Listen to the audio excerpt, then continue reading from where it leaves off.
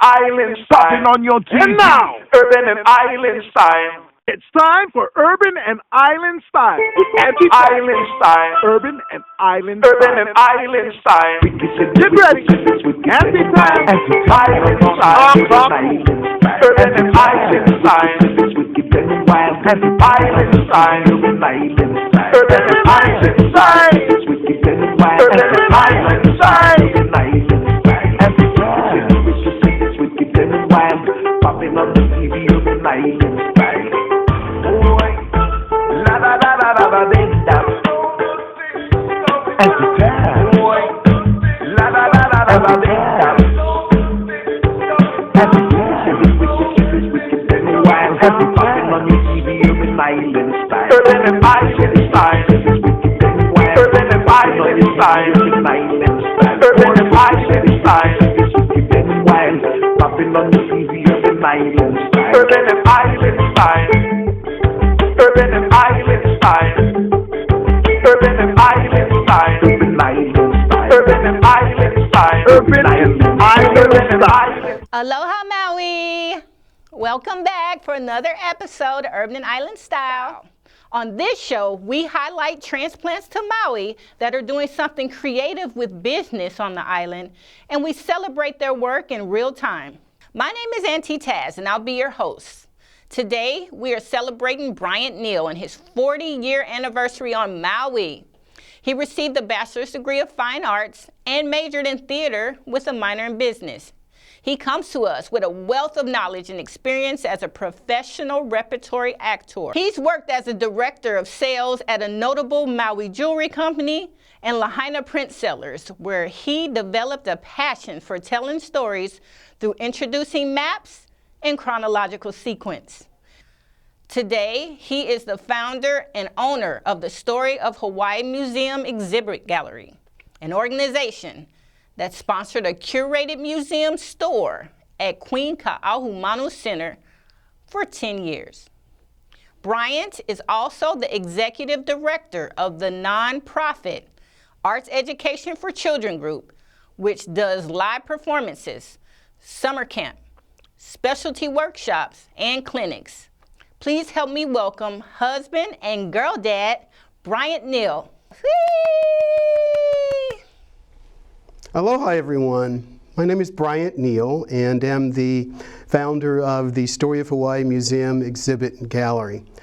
Much of my background has been into dealing with vintage antique maps, and over the years it became clear to me that the story of Hawaii, using maps and documents as the storyboard, was a method of being able to teach a lot of the culture and history of Hawaii. Everybody gets here and they want to know the answer to the big questions. Where did these people come from? How did they get here? Why are they here? Why did they leave their places of origin? And I've created a small little short story that I'll share with you now using those maps and kind of get to the answers to some of those.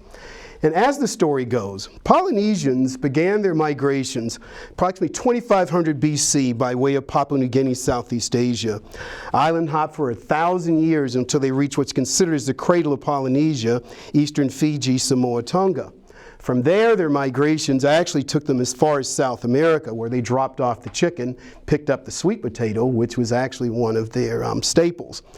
But 300 to 500 AD did they arrive at the Marquesas Islands, and from the Marquesas Islands to Hawaii, and from the Marquesas to New Zealand, Easter Island, and from the Marquesas to New Zealand, consequently establishing the 3 points of the Polynesian Triangle, anchored by Hawaii, Easter Island, and New Zealand.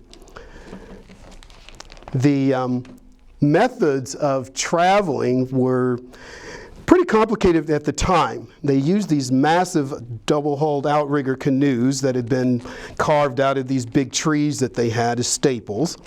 These things weighed 10 tons. They were in excess of over 100 feet in length. And the whole village participated in the actual building and the launching of one of these canoes. When you went on a voyage of exploration, you took all of your staples with you: dogs, chickens, taro, sweet potatoes, bananas. At sea, you actually fished, you dried fished, and when the sandbox wasn't wet, you actually were able to cook. The most important member of that crew was the celestial navigator. He knew the year-round positions of over 150 stars, prevailing winds, ocean currents. And one of the biggest tools for navigation was studying the flight patterns and habits of migratory birds. They came on an annual basis, they left on an annual basis, and once they left, one thing you were assured of is that they were actually headed for land. So thousands of years prior to Europeans actually showing up here, Hawaiians had been living quite peacefully and in harmony on these islands. Now, Europeans were the first to actually use maps in terms of navigation and travel. This chart dates 1570 and is the first map of the world to actually printed in an atlas by Abraham Ortelius. Captain James Cook is the first of the European explorers to actually arrive in Hawaii and draw a map. His mission for the third voyage of exploration was to look for the potential of a northwest passage. The Europeans had been bringing spices out of Indonesia overland into Europe. When they became blocked by Arab traders, they went to avoid them as middlemen. So the theory was, if a passageway connected the North Atlantic to the North Pacific, it would provide a shortcut there. So an expedition was sent from the Atlantic, one from the Pacific. The Pacific was Captain Cook. Captain Cook's general chart. It is the first time that a complete map of the world exists.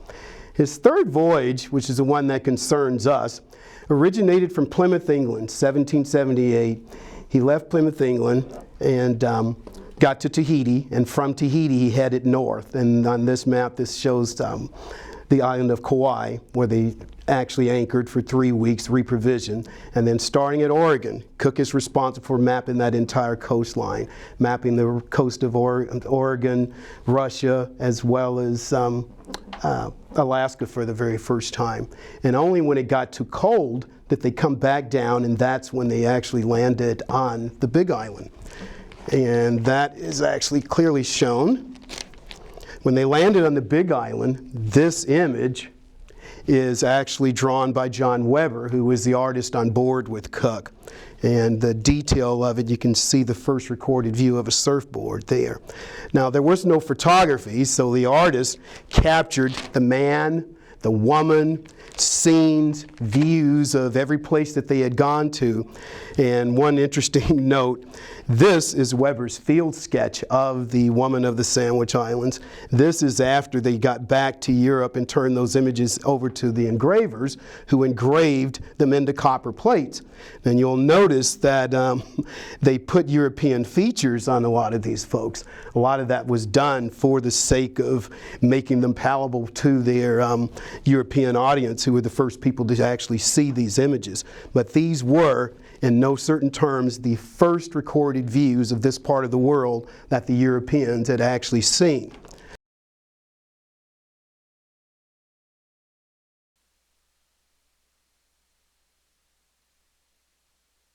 Aloha, Bryant. Welcome to the show. Well, thank you, Taz. It's a pleasure. Yes, thank you for being here. I'm so happy to see you. I understand that you are celebrating a huge milestone. Would you tell our guests about what you're celebrating? Well, this year marks the 40th year that I have lived on Maui. I arrived here in July of 1982. Okay. And 40 years later, here this person is. Who is Bryant Neal? Who is the man that is sitting here with me today? Care to share? I have no problem with that. I don't guess that there's any definitive answer that would answer that. I consider myself as an amalgamation of all of these events and life experiences that I've had leading me up to this. I was born in a small town in Arkansas, and we were 30 minutes or so from Memphis, so I actually identify more with that than I do that part of the country. But, you know, I was the 6th of 9 children, and I had a really great childhood. You know, there was no trauma. Mom and Dad were both there. My mom operated her own business, and she had worked as a professional cook. My dad was worked with Missouri Pacific Railroad. So being a middle child, you learn compromise. You know, I had 3 younger sisters, and my mom by this time had girls to deal with. So I learned early on that if I flew under the radar and didn't do anything that was outrageously one way or the other, then, you know, I got a whole lot of movement. But like I said earlier, I think out of that whole time period, learning how to get along with other people was the lesson that came out of that. And my mom didn't allow us the siblings. We couldn't fight. You either settled it before she got there, and if she got there, if there was something that had to be voted on, you did. Voted on? Yes. Listen, I was born in 1957, so we grew up in a house that had 1 television. So you've got 3 girls that basically wanted to what they wanted to do, and my 1 brother. So we basically had to compromise in terms of who was going to watch what. But there were life skills learned. I mean, it wasn't anything that was outrageous or anything, but it was a great, safe childhood. You know, I went to college at a small liberal arts school, which I'm quite appreciative of, and majored in theater to get your solid little extra thing to fall back on. So business was part of that as well. One of the first theater jobs and one of the I had was actually working for a small repertory theater, and we toured. And one of the house shows was The Lion, Witch, and the Wardrobe, which I played Aslan. He's the one of the central characters. But yeah, when I got out of college, I wanted a year off, and I did. I took a year. I traveled and lived in the British Virgin Islands for a bit of time, the U.S. Virgin Islands, went and worked at a ski resort in Colorado, and I got an opportunity to be a tech director for a small community theater. And that was, again, now I was like ready to go and try that. And that experience allowed me to kind of play around with that aspect of theater. And there was a small repertory company that was working out of the same theater. Brilliant group of people who had transplanted there from Minneapolis Children's Theater. And they invited me to participate. So I did a year of traveling back and forth to small elementary schools and schools of different grade levels, and we did, you know, age-appropriate plays for a year. So I have a question in case people don't know. When you say repertory theater, that's not a very common word. Can you tell us what that means? Yes, that's actually a theater that does, like some theaters do just one type of show or performance or theme. With a repertory company, you do multiple different genres, from classic to children's theater to all sorts of different things. You're just basically 5 or 6 people that pretty much have well, for us, it was like the season. We did about 5 or 6 different shows. So you just get cast for different things for that. So a lot of versatility is more of, I think, is how that would be described. So is that like saying, could I relate that to kind of the Tyler Perry way of theater, where he repurposes the same characters and the same people to play different characters in different types of situations? Yeah, it would be more like some of the actors that he uses. He recasts them over and over again, just playing different roles. But he's got a much broader group of people than that. And most repertory companies, it's almost like with Saturday Night Live more than anything else. Every season, here's another group of people that are going out doing all these different types of shows. Yeah. That sounds like fun. And it's, you know, it's, if you're not at the top level, most regional areas of the country will have repertory theater companies. Of course, pandemic put a big damper on on that for sure. Most all of the arts as far as that goes. Okay, so thank you for clearing that up, because I want to make sure people that may be interested in theater know that that's a genre of theater and what that means, in case they want to look into that. Absolutely, absolutely. So yeah, depending on where you live, there's usually a regional theater that's somewhere that'll have a repertory company, or a lot of small towns that are theater related. The biggie is whether or not you're getting paid. Yeah. Oh, so it could be volunteer work. Well, you know, it's interesting that we even fall upon that, because after those two, that a season with the as a tech director and then a season as an actor, I had the summer off. And I was at a crossroad at that point. I had now gone and pursued, quote, my major. And one of the last shows that I did at that theater, I was speaking with a gentleman. He was a seasoned community theater actor.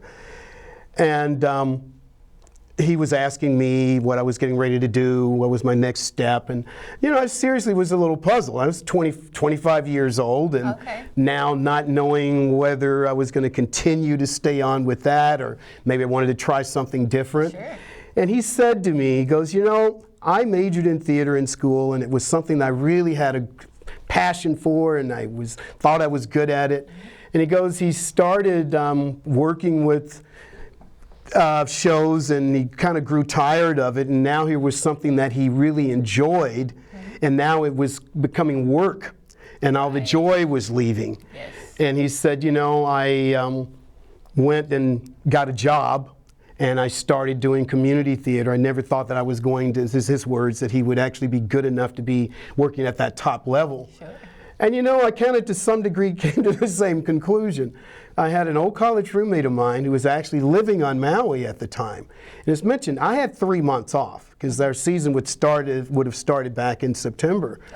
So I figured, you know, I've got these 3 months. Robert's there. He's got a place for me to stay. So I packed a duffel bag and bought a one-way ticket to Maui. So would you say that was your kind of transition moment, trying to understand that question. I'm not necessarily completely over this, but I'm kind of burnt out, and I'd like to try something new, and I'm 25 years old, so I have plenty of time and resource and aptitude about myself to try. And why Maui, though? Just because well, number one, yes, exactly. I mean, landing, I didn't have any money for, you know, and it was a friend of mine that I knew, and you know, I had options. I knew that I could have gone back to that, so what would be the problem with at least going and experimenting and just seeing what else was out there? Now, as mentioned, I had experienced living on an island in the Caribbean. Island style on your TV. And now, urban and island style. In 1982, when you landed at Kahului Airport, it was an open-air airport. There was this big, huge banyan tree that grew out of the middle of the... What, at the airport? Yes, it was. There wasn't anything that was... And when you rolled up those stairs and you got off that plane, regardless of what the weather was like.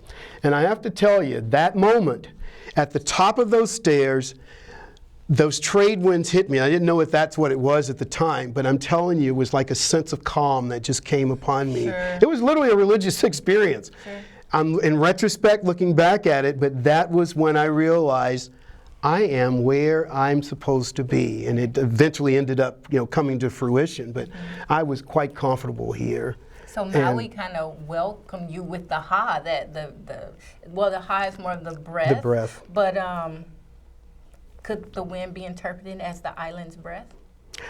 I called it Mother Maui wrapping her arms around me and making it safe. You know, everybody gets here with all of their own different things, and she will definitely put you through your paces. But I felt really, yeah, exactly. It doesn't come easy. She will test you. There's no question about that. But, you know, back to what you were saying, I was serious about what I was ready to do at that time. And the first job that I got was actually working with a major jewelry company here. They were just getting ready to move. They were manufacturers. I don't know if I can say their name. In any event, I was introduced to sales on a professional level. And I had never done anything like that before. But, you know, from my theater background, here's a script and interacting with people. Oh, I was like a duck to water. Absolutely. Absolutely. So they were assembling a team of people because they were taking over and opening up all of these retail stores. So I was hired on as a troubleshooter. And once they realized that I had some capacity for sales, I eventually worked myself up to actually being a sales manager for about 6 stores here on Maui. But the cool thing that came from that early on, I, as a troubleshooter, every Monday morning, for the most part, I would fly from Maui to Honolulu, and if there was a store that was having problems, I would then get a ticket, and that's where I would be for the week. Yay. Now, I'm 25 years old. That's great. I've got an expense account. I'm flying to all of these different islands. This was Okay. quite the life of Sounds breaking good in to on me. Maui. Shucks. But what it gave me was an opportunity to experience every single island, Yes. at least on that level. Yes. And you know, at the end of the day, Maui was and is the island that I just fell in love with. I own property on the Big Island, and at some point I thought that I would want to maybe retire over there, but those dreams were, I think, 35-year-old dreams. So we just rent the house out. But Yeah, I was Maui thinking is the rental definitely income, the real income. Yep, exactly, absolutely. So Maui is definitely home. There's no question about that. So you say you're in sales. I just want to unpack that a little bit because Yep. sales is either a scary word for people or it's excitement for people. So when you say sales, do you remember, how does it make you feel when you're performing in that capacity? Well, If I can say performing, since you're an actor. my definition of that is literally providing people with information. Okay. Information that helps them to then make an informed purchase decision. So it's just telling stories. It's really relating to people and just making them aware of what it is that the choices are in front of them. Yes. And it's not pushing somebody into something that they don't want to do. Yes. I relate that directly to my map and how that works. You know, when I started working with Lahaina Print Sellers, they hired me on when they were getting ready to expand and opening more stores, and I came aboard there as part of sales. I didn't know anything about maps, but there was where part of that quote liberal arts comes from. I was able to teach myself a lot of the technical information, and then it dawned upon me: people walking through the door don't know anything about this stuff. So there's this breaking it down to a 3rd or 4th grade level and introducing the concept and what this is. Once they now have the knowledge of what it is that I have that's for them, we're buddies now. Yes. So they're now basically taking my advice and they trust me now to be able to move on with that. Now teaching that to somebody kind of gets a little bit different because you have to have a certain personality for it. And a lot of people just aren't cut out for that. I'm a social being to begin with, so enjoy that interaction with people. And if I have knowledge that I can share with people, and I think that's really what it turns into. But part of would you say a big part of having knowledge is being kind of committed to continuing education so that you're always learning something new so that you can pull from different pieces of wisdom, I guess, that you've picked up along the way in order to translate it into a 3rd grade level or a 4th grade level or whatever speaking style you need to for the person who's listening. Absolutely. You want to learn something, prepare to teach it. Because it forces you to look at it in a level and breaking it down into those bite-sized pieces that it can then be spoon out to people. But one of the things that you just mentioned there, knowledge.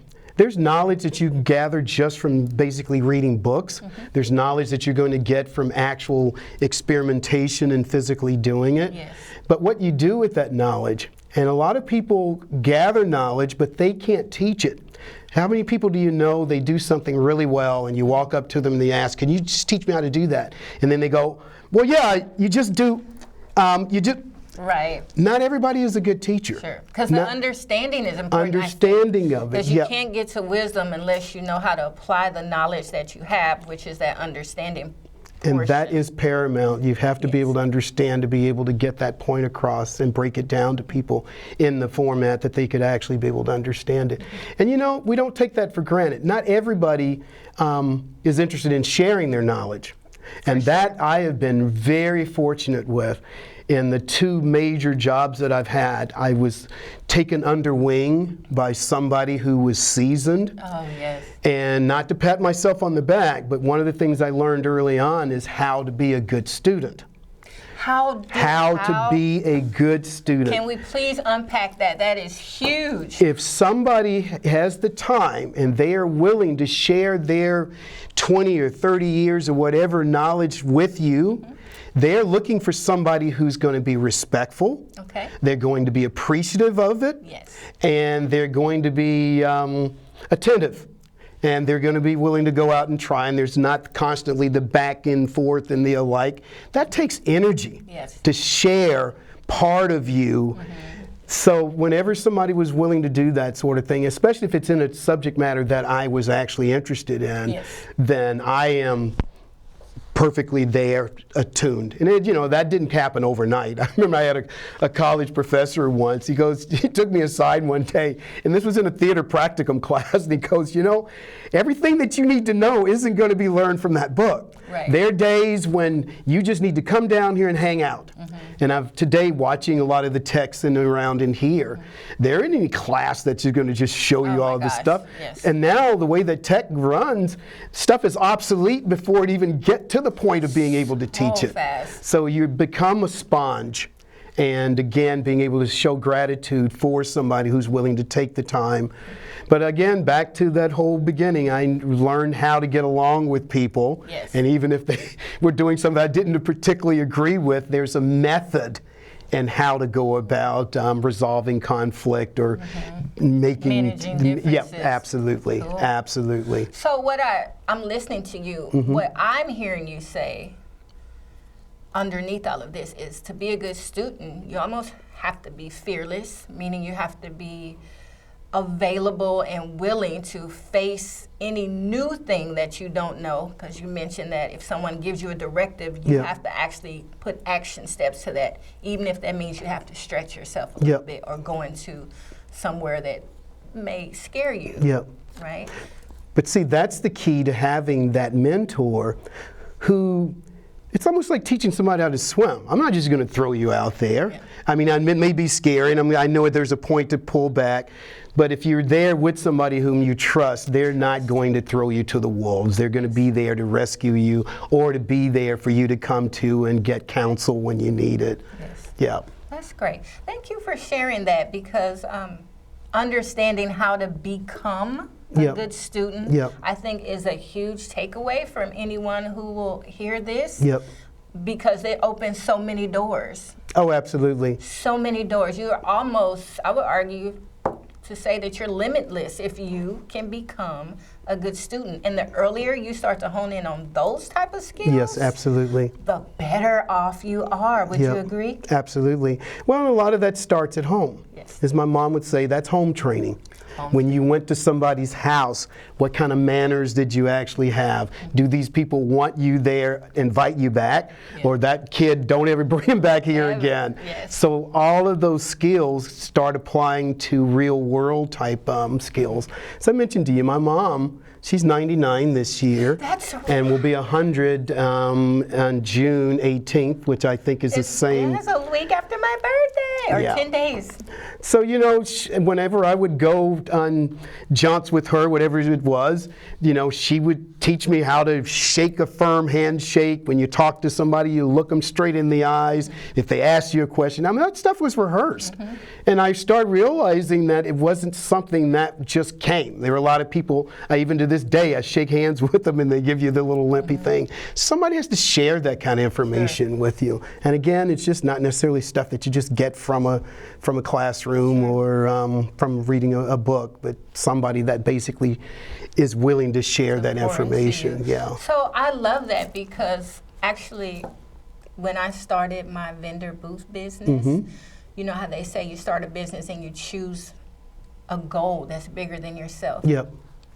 I actually started the business in order to be able to teach economics to my own children, and to be able to transfer those type of skills from young, so that I could do what my dad used to call teaching the fish early, so that I know that they would be a productive asset to whichever society or environment they would be in. And to hear you say that, like, I'm really fighting back emotions because I did not become a mother. I was so busy pursuing, life and adventure. Yep. I didn't slow down Yep. long enough for that. Yep. And now that I'm in the geriatrics category, there's a possibility that I won't realize that particular goal. So I'm so grateful to even be in audience with someone who represents this idea that I had. And even if I can't transfer it to my own seeds, my hope is that some point that I will be able to, do an organization or something where I could do workshops or online or something to share and transfer that knowledge, because it's huge. You know what we do as exactly. vendors. Sure, absolutely, absolutely. And I think that you're there. My daughter has pretty much decided that I'm not going to be a granddad. So the thing is now, okay, you're an only child, but what is your legacy? What is it that you want to leave behind? What is it that you do now that people, once those days are done, boy, I remember Taz because of this program is going on because of something that she did, or the training programs and that sort of thing. Yeah, passion has everything to do with everything. And if you're lucky enough to have something that you're passionate about, that you can express and get some fulfillment from, and you can make a living doing it, oh my gosh, everything's lined up with that. I know so many people who spent 20, 30 years of their lives doing stuff that they absolutely hate for 8, 9 hours of their day. Now you add that up for so many years, and then you wonder why they have these little extreme tangents that they run down to. That's a lot of your life. Because that same 8 or 9 hours you spent sleep, so there's the other 8, what do you do? So yeah, absolutely, absolutely. I actually want to take this opportunity to check in, because I don't get this opportunity. You mentioned something that's really important, which is the legacy you want to leave, which to me says, how do people see you? What do they remember about you? How do you show up in the world? How do you serve? So with that in mind, how do you see me? Like, if I were to die tomorrow and you were to do my eulogy, what would you say about me? And this is just so I can have feedback that I would normally get about how I show up in the world from your perspective. Well, I know you from afar. In fact, I saw you at vendor shops long before we physically ever met. And every time that I would see that, your booth was set up, it was looking professional, and you were offering a service to people that other people couldn't get. When I moved to this island, Lorraine, who was an African American, she was the only person who could cut my hair. People come here now, all the different things that you do with their hair pieces, and then I remember sitting at a business conference meeting with you, and your participation, and you were articulate, and you could tell that you had stuff that was going on, and then we would chat during breaks and stuff, and then you felt comfortable coming over with us. As a positive, beautiful person who's able to share aloha with people that you meet. And you're mentioning that vendor business. We're running into, basically, I would say for me, 99% of the people that I run into are not transplants, they're visitors. So they are using me as kind of a guide as to what people on Maui are like, or how we were friendly, because everybody wants to leave here with that feeling. Oh, these people were so wonderful, and they shared this, that, and the other with me. So yeah, you have countless people who will always remember you from something that you actually able to share with them. And I share one other thing with you that I remember thinking about with jewelry. You have a license to touch in your business. There are people that interact with people, but the nature of their business, there's no reason for you to physically touch that person unless there's a handshake or whatever it is. When I sold jewelry, when I put a ring or for somebody to try it on, or I had to put a necklace on them, that was all part of that process, and then that human exchange happens. You spend as much time, and I've seen some of the people when they go into your booth, they don't come out of there in no 5 minutes. I mean, you spend real time with these people, and you're touching them, and so they leave there with a little bit of you, and the positive feeling that you've done, and of course they're looking good as well. Thank you. Yeah, absolutely. Thank you for that feedback. I appreciate it. Yeah, absolutely. Oh, you want to turn this up? And again. I love it. Oh, my nails, I forgot. Oh, you want to turn this up? And again. You cute. You like your island braid style? I do. I love them. So let me transition a bit. So we're talking about a vendor business, but one thing that I think is really exciting about what you do is you started a non-for-profit. And so for our audience, I would love if you could speak on what it takes to start a non-for-profit versus a for-profit business in terms of actual action steps. Could you tell us what is required to start a nonprofit, please? Well, I can do that by sharing the process that I actually went through myself. In 1997, my daughter was 6 years old. She's in first grade at Sacred Heart School in Lahaina. And me with my arts background, you know, the arts is an essential part of the education of developing a full, well-rounded human, period. So those early formative days is when art and music and dance and that sort of thing is basically should be introduced, and it shouldn't be an extracurricular activity. It should be part of, along with reading, writing, and arithmetic. Well, the school didn't have an after-school program, and it didn't have a full-fledged arts program.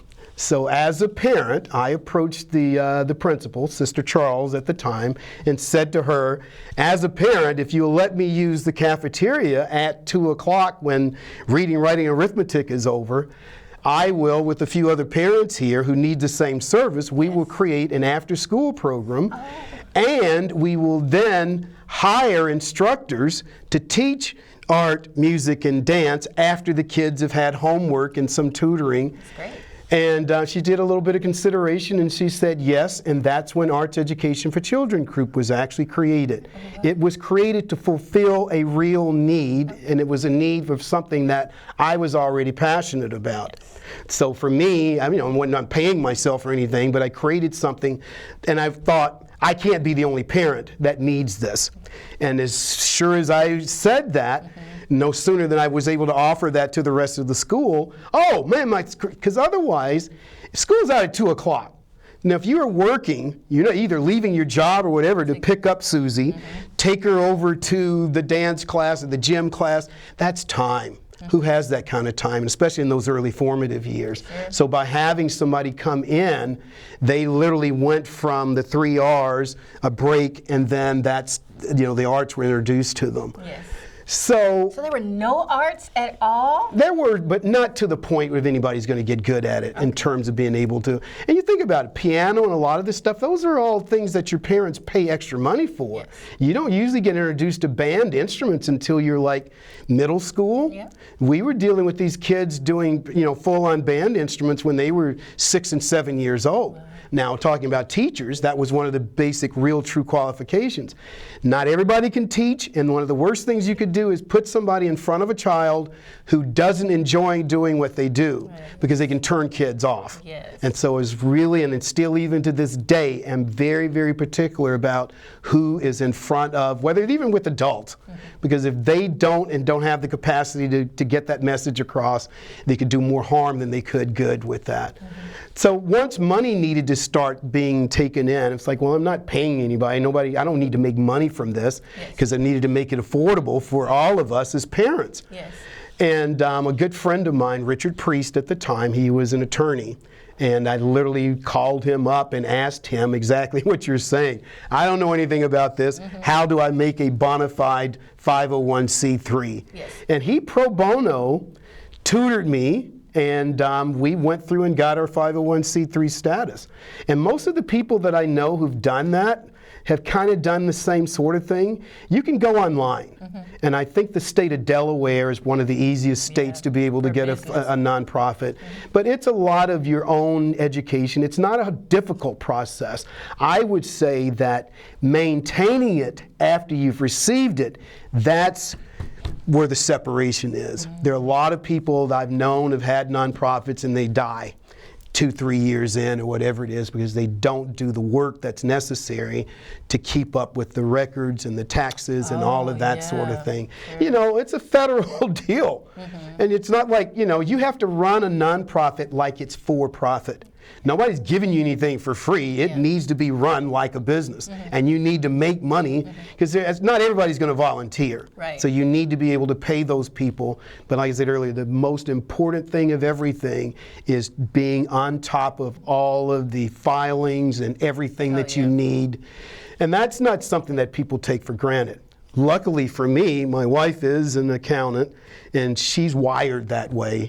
So it's kind of that yin-yang thing that works. Good. But having somebody there that takes care of that sort of thing, because I left on my own probably wouldn't be as detail-oriented.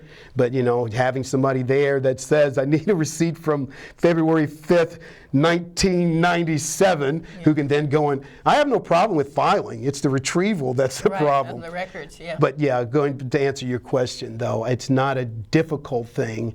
But if you know somebody, or you can get some counsel from any kind of an attorney, and most of them will do. I was wondering if you needed it. Yeah, it's probably a good idea just to talk to somebody, and they'll maybe even give you that kind of information pro bono, and then you have to go out and dig up all the information that you need. And a lot of it's just a lot of form filling out. Okay. But just staying diligent to exactly what's being put in front of you, that I think is actually the, there's a lot of people I'll run into and they say, oh, Bryant, my gosh, you still have that nonprofit for that much time. And, you know, it's going on close to 30 years now. Right. But it fulfills something that I do every year. And for me, and now for community, and people go, well, your daughter's been out of school for how much time and you're still doing this? Yes. I don't do it for me solely. It's helping community. Yes. It's that whole idea that we are a family, and what I do is going to help somebody else. And there is nothing better feeling for me now than seeing some of those kids who, you know, in the very first programs, they're all grown. Most of them have children now. And you know that you've had some influence on them. I had a kid walk up to me not very long ago and he goes, oh, Mr. Neal, you don't remember me, but I was in one of those music classes, and he just went on. And you never know when you're affecting somebody. That's so true. Of course, I'm looking up at him. It's like, oh yeah, you're That's so true. That's great. Thank you for sharing that. Do you take sponsorships for that? Yes, I write grants. You're a grant writer? Well, you know, I have somebody that helps me with that, but I have to come up with the boilerplate. And grants are different than what people like to think that they are. It isn't like just somebody's got all of this money, they're just giving it to you. Sure. Most organizations or funding sources, they have specific things that they are wanting to, and if you fall within that niche, you know, Bill Gates has his stuff, but little guys aren't going to get any of that money. He gives on a large scale, and then it gets filtered down from there. But here locally, Lokahi Pacific, Weinberg Foundation, Hawaii Community Foundation, you start out by just finding out what those guys are and what are the qualifications to apply for this specific grant.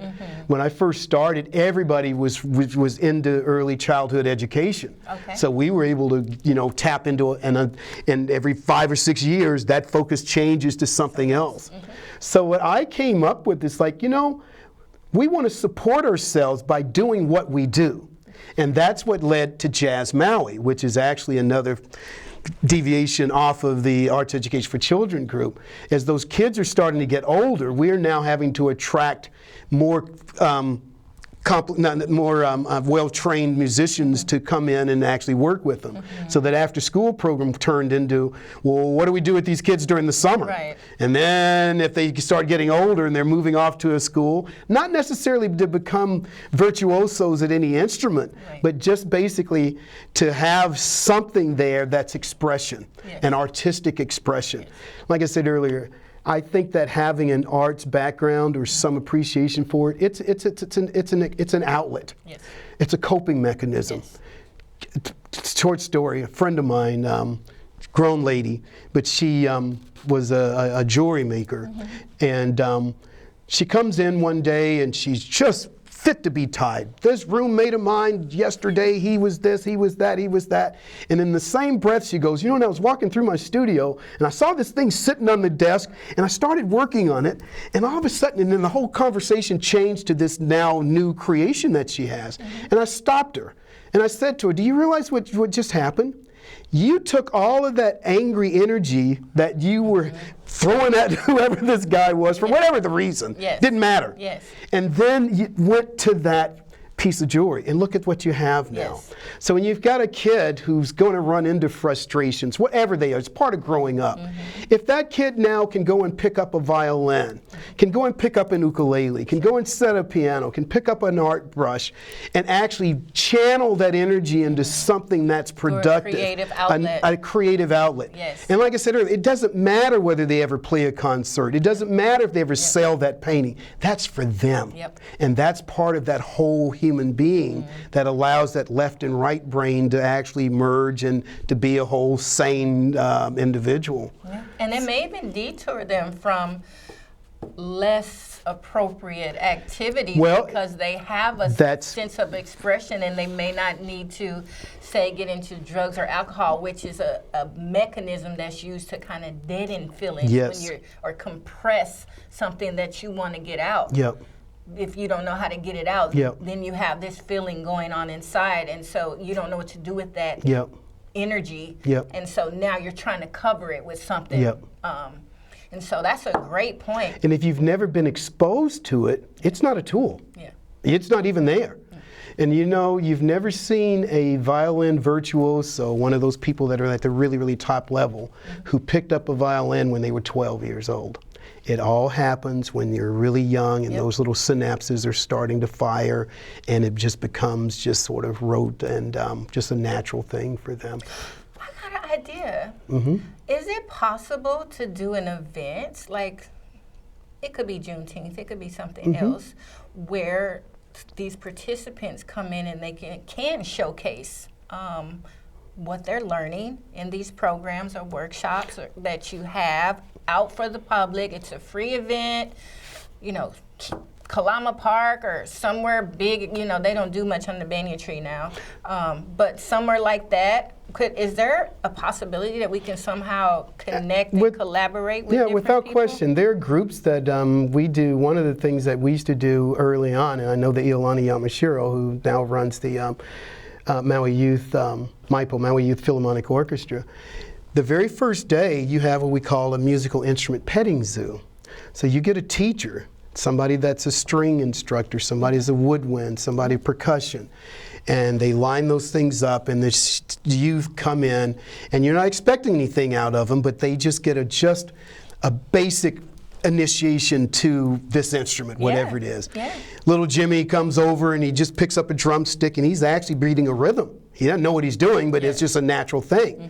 Susie goes over, and that didn't make any sense, but she picks up that violin and she just holds it exactly right the first time, and she gets a sound out of it. Somebody goes over and everybody else has been blowing air, but here's somebody's getting a sound out of a trumpet. Now you take that and you take it on. The parent needs to know, I think your child has some natural inclination towards this. And that alleviates having to go to, Susie decides she wants to play piano, and Mom has to go out and buy the piano, and if she decides she doesn't want to play it, oh, you're going to play that piano because of. But if you have that type of a general thing, by the time they come up with an instrument that they're interested in, you now know that there's more than just a haphazard, just sort of liking toward it. They've actually shown some interest and some talent for being able to do exactly that.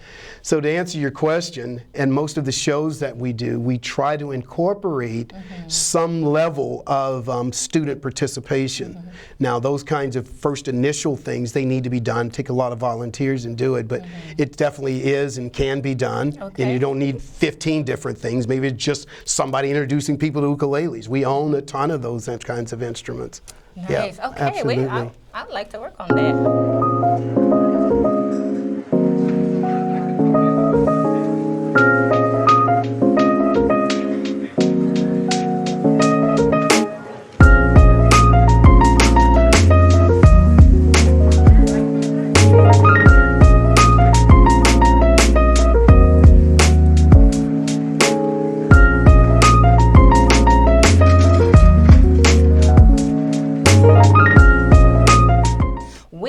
getting close to time, so I have 3 questions that I want to ask you. Okay. If we could try to keep them to maybe 2 minutes for each, so we can get. I'm sure that actually works for me. Let's see how it goes. Yeah. So, if you could go back to give your 18-year-old self a piece of advice, what would it be? 18 years old, I'm getting ready to go off to school. You know, I'll be honest with you, I don't have a whole heck of a lot of regrets. I would tell that 18-year-old to stick fast with the plans that I had, which actually fulfilled. I'm truly one of those people. Yeah. I majored in theater. I'm doing that. I had a minor in business. I'm doing that. And it took a lot of different turns, and there were times when I questioned whether that was the right way. But now I'm looking in retrospect, saying that path actually went the way that it should have and could have. So do what you're doing. I've arrived here at 65 in good health and doing things that I'm passionate about, and doing things that I'm passionate about that I make money from, and doing things I'm passionate about that are fulfilling and completeness of me as well. That's great.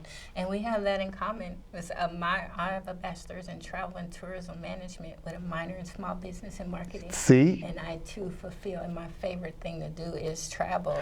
So working in the tourism industry, the business of travel, in the capacity of sales and service, makes for a great life for me. And it makes a difference when things get hard or COVID, to know that I'm in my space, I'm in my purpose, helps me to keep moving.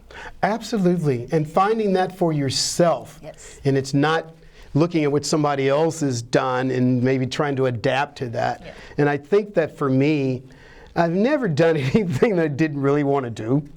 I've always had choices, and I've tried to put myself into a situation like that. When I started selling maps, that came from an opportunity, but I'd gone over the jewelry thing. I knew every stone in the book, and I asked myself a question like, 10 years from now, what am I going to get out of this job? And everywhere that I was managing a jewelry store, those guys had a map store. And every time I'd walk in, there was like a kid in a candy store. And slowly but surely, that all wound into when they got ready to expand. I was in the position to be able to go and move forward with that as well. That's awesome. What does aloha mean to you, Bryant? Well, good question. Beyond the stereotypical hello, goodbye, I think of aloha, for me, is a lifestyle. I live aloha. You take all of the Hawaiian values, ohana, lalima, kuleana, assuming responsibility. All of that goes into living the life of aloha. And the golden rule, no different than with most religions, do unto others as you do unto yourself. And if you follow this one rule, everything else falls into place.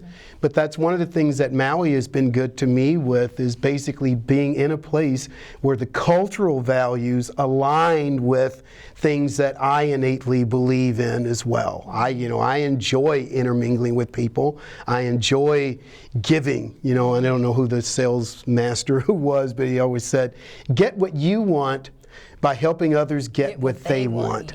And Hawaiian values falls into exactly that. Ohana. And I tell my friends and family on the mainland the term of a Hanai child. There's nobody that goes without somebody. It doesn't necessarily blood related. You create that family and you treat them just like they would be a blood of your own. So to answer your, absolutely. Absolutely, because they're people you've chosen to bring into your Ohana. And we won't even go into that one. I know. Okay, so. But living aloha. Yes, and for me, I'll just stand up real quick, because aloha, as you know, we have our own line of jerseys. I don't know if you can see it. Oh yeah, there you go. Look at that. This always is my love. Thing. Always love over hate, right? Always. Yes, I love it. And I do try to keep that in mind and embody that to the best that I can. And it has proven to affect people even without me knowing about it. On and off island. quick story. I was in San Francisco and had a rental car reservation. I got to San Francisco, they were out of rental cars. When we got to the rental car area, there were maybe 70 people waiting for rental cars. I actually had this jersey on. And everybody was pretty distraught. The mood was so thick, you can cut it with a knife. And so when I got there, I was like, hey, you know, I'm trying to make light of it. Knowing what I know about the tourism industry, I have a certification in, you know, travel. I was very upbeat with the people at the desk, and I smiled and I let them know it was okay and thank you for working on my behalf, because I know that you can get more with honey than salt, right? And for all the other people around me, you know, I like music in the booth. So I turned on some island music, right? And all of a sudden I saw people that were just pissed. Letting go, I saw them. It was like an orchestra of emotional release. Absolutely. And I loved that. And by the time they called for my car, you know, 3 hours later. Exactly. You know, I've seen it. So many people had come to me, smiled, said thank you, this kind of thing, sent energy without words to let me know thank you. And when I got to someone who was super moody, I would just kind of put my back to them in a way where they have to, you know, because sometimes seeing is believing. And if you can't see or believe, hearing. Faith comes by hearing. This is going to work itself out. It's not going to get better with negative energy. So I love that. That's what aloha means to me. Absolutely. My final question for you today, this has been so full, Bryant. What is the most important lesson you have learned over time, 40 years in your case, spent on Maui? If you could look into the camera and talk to our guests, that would be great. Maui taught me patience. When I got here as a 25-year-old, I had my life headed out in front of me. I had done some things, but the unfolding of life and not getting overexcited or trying to push things in directions where they weren't naturally supposed to go, Maui gave me that, take a deep breath. And Maui gave me an environment that was conducive for me to unfold into who I am. You know, I take not for granted that we live on the planet Earth, this island, the day in, the day out, the clean air, the people, the environment, the non-toxic stuff that is confronted to you on a day in and a day out basis. I've never lived in a really large urban center. I've visited those places, and when I do visit them, I realize that these people operate on a different level of consciousness.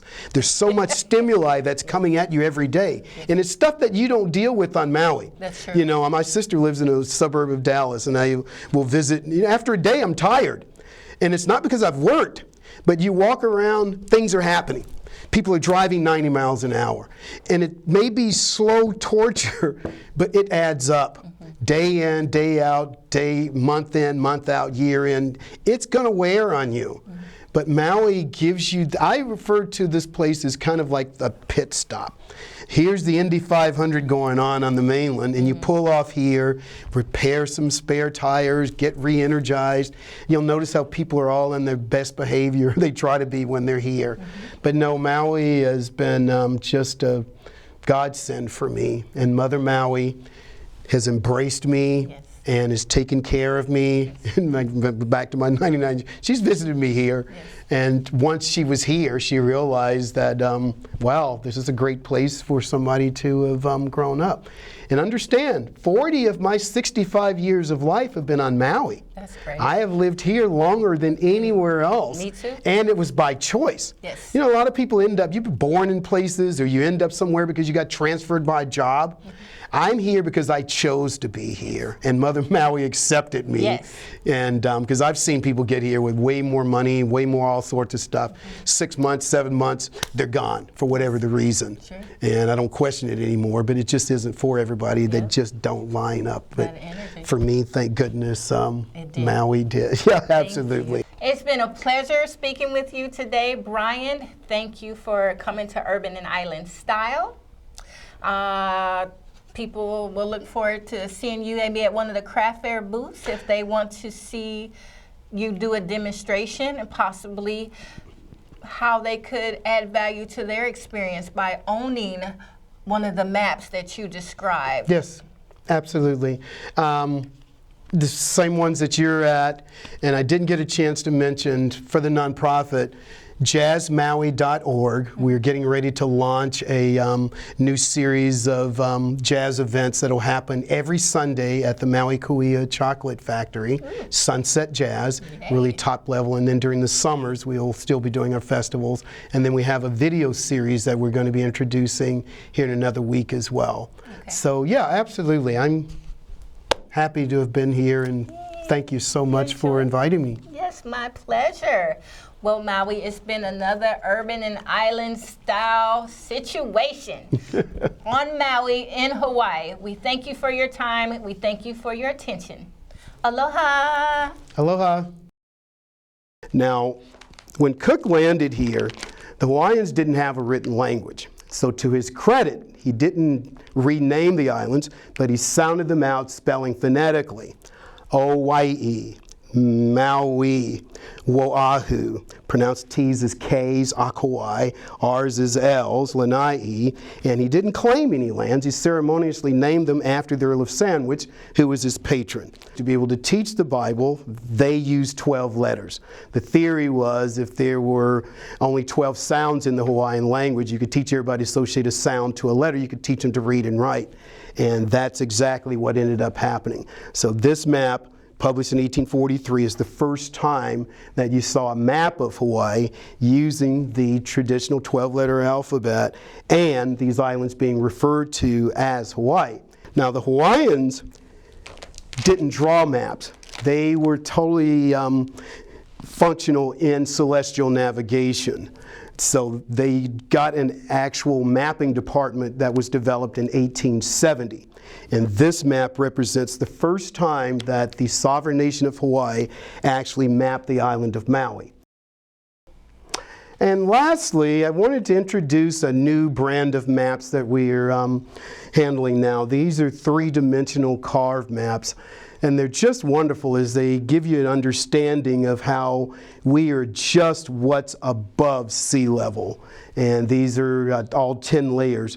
But one of the more fascinating things on this map is that it shows Lo'ihi. This is the 9th island that is forming as we speak. We figure about 50 to 60,000 years it will actually break the ocean surface as either part of the Big Island or its own separate entity. It's always a pleasure to see you folks here. Thanks again for joining us. Aloha.